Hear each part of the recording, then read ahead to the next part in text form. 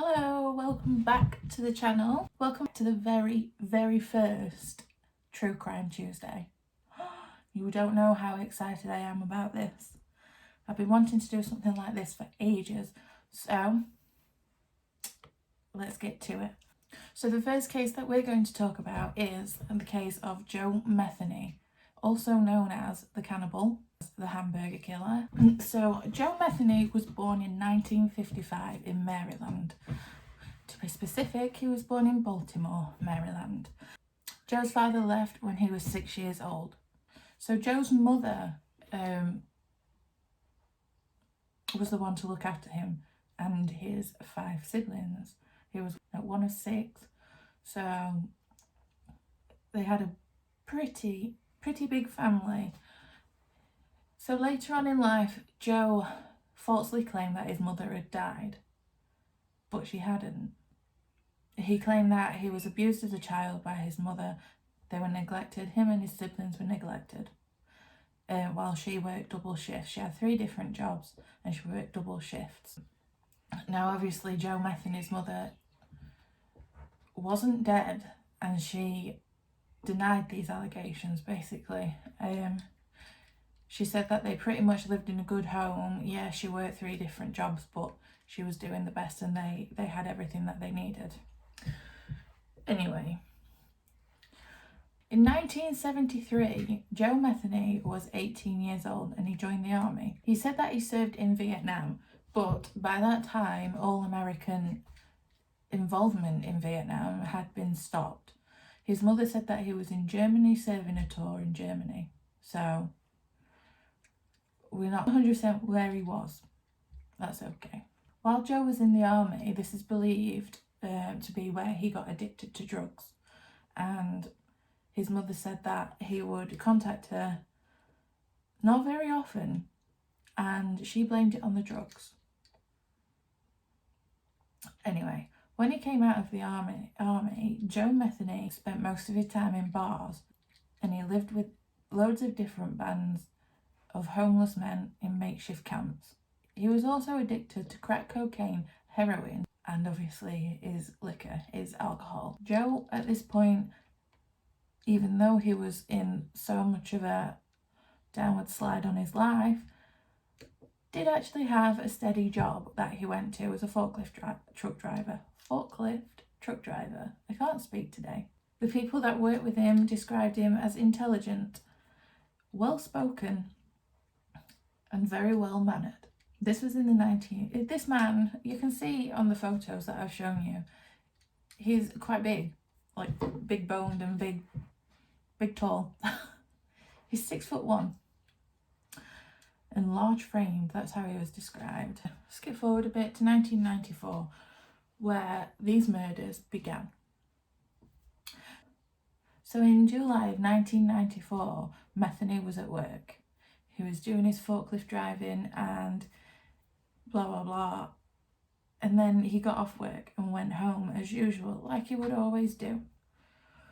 But when he got home, he discovered that everything was gone.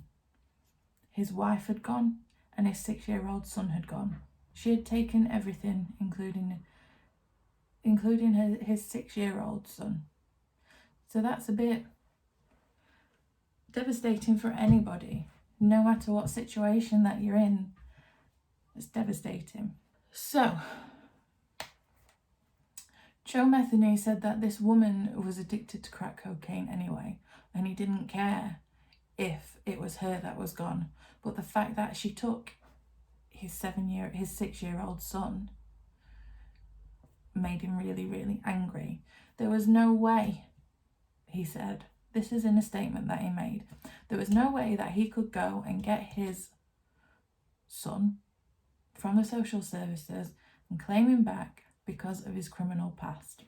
So Joe Metheny went out, find them himself. His son was in the social services and he had been taken. There was no way of getting him back. So Joe wanted revenge. So he went looking for them. Joe couldn't find any sign of them anywhere until 6 months later, when somebody had seen his wife under the bridge with some asshole, as he would call him. as this person says he would call them. It says it in his statement. So he went to this bridge and saw the two people that his wife would get high with. They were passed out on this stinky mattress, and he just saw red and killed them. He chopped them up, basically. Killed them and chopped them up. Also on that same night, he lured. He managed to coax a lady of the night down there who was also a drug addict. He managed to coax her down there. He got her high and was trying to get information out of her as to where his wife was, because he thought that she would know. This is a direct quote from his testimony, well, his confession basically. And he said, "I got her high and was trying to get information out of her about my old lady's whereabouts. She acted like she didn't know, so I beat the hell out of her, raped her ass, and then killed her. I put her in some bushes and went and coaxed," well, it doesn't say coax, but I can't say lured properly. Lured the second bitch down there. So because this woman was acting like she didn't know anything, he killed her also, and then went on and got another person. So that's 3 people he's killed already. And he did exactly the same to this other girl. So he's killed the 2 people on the mattress who his wife would get high with. He's killed a lady of the night, and he's killed another lady of the night. And he'd beaten them to death, sexually assaulted them, and thrown them in bushes. But when he was just throwing this second lady into the bushes, Joe noticed that he was being watched. There was a man on the river, on his boat, or at the side of the river, pond, whatever, fishing. And he was looking straight at Joe, looking what he was doing. Joe wasn't happy about this, so he obviously picked up a pipe and went and bludgeoned this man to death. Joe said that this man was quite old. So Joe weighed these 3 bodies down with rocks and put them in the river. He even commented that that was a very busy night for him, with 5 murders in 7 hours. So that is quite a busy night. When he later came to confess to these murders, because he got arrested for them, okay? He got arrested for these murders. But when he confessed to them and he took the police to where the bodies were, the police did a search and they couldn't find anything. It got thrown out of court because there wasn't enough evidence for them to charge him. They couldn't find the bodies. Even though Joe took them to where they were, he said they'd disappeared. So unless they got loose from the rocks or what, we don't know, but they weren't there when the police searched. So Joe was set free. He went back to his old boss at the fork truck driver place and forklift truck, I can't speak. So he went back to his old boss at the fork truck place and asked for his job back. He even said that he would basically be security for this whole land, because it was quite a big mass of land and it was at a dead end. So his boss said, "Yeah, all right then," and gave him the keys to the front gate. So he had his old job back, he had somewhere to stay, so he was a happy chappy. Joe in his statement said it was very isolated and it was perfect for what he wanted to do. So he was already planning on killing again. Yeah. So anyway, he then goes on to do this.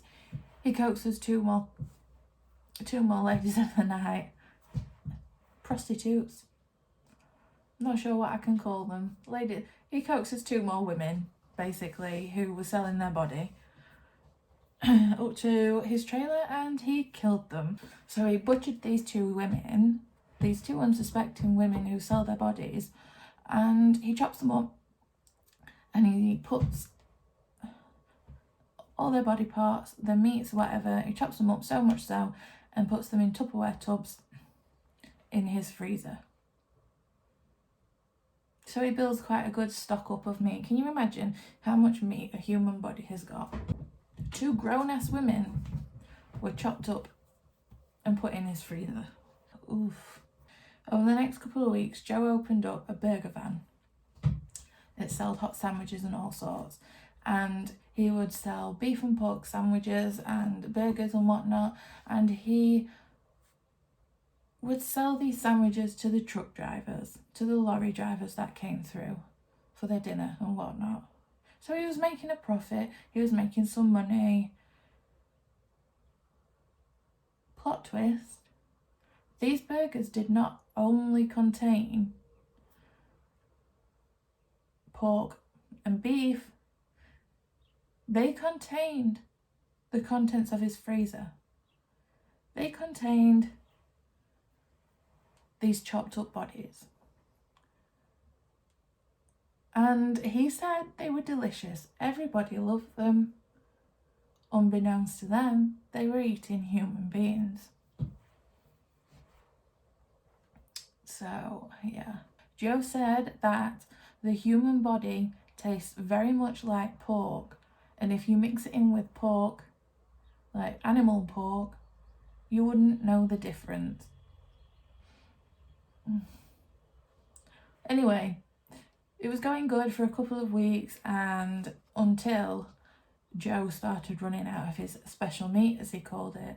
So he lured another lady to his trailer, and he says he ripped her clothes off and started beating her, and she was screaming. Obviously, she was screaming. She had been coaxed to this place thinking that she was going to get something nice, and he ripped her clothes off and started beating her up.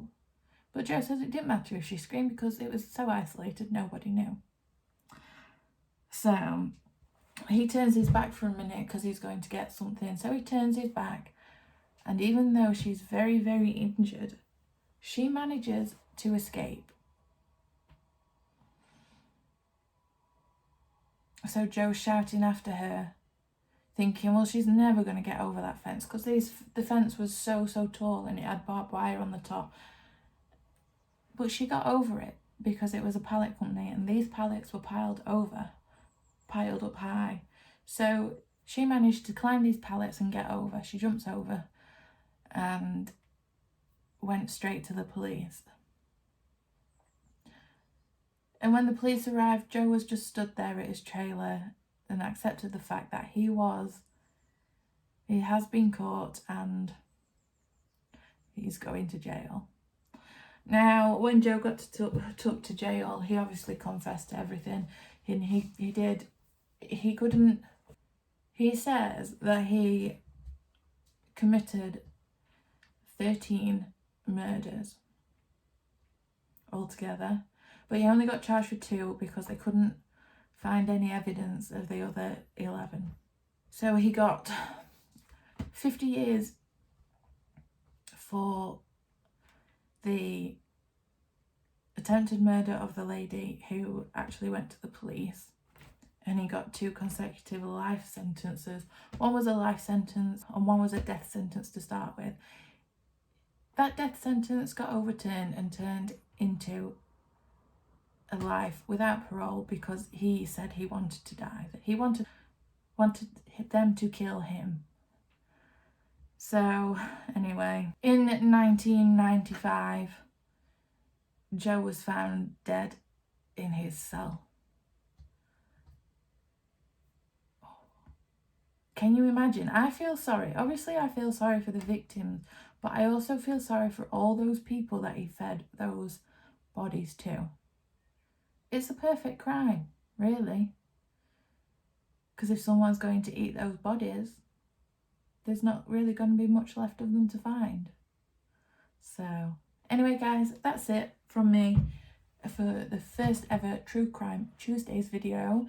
If you liked this video, please give it a like. Please subscribe, as I will be uploading every Tuesday with a true crime story. If you have any suggestions for what crimes you want me to investigate or tell you about, then please comment down below. All our contact information is down below, so you can go ahead and you can email us, you can contact us on Facebook, Twitter, Instagram, whichever. Thanks so much for watching. Please subscribe and I'll see you all later. Bye.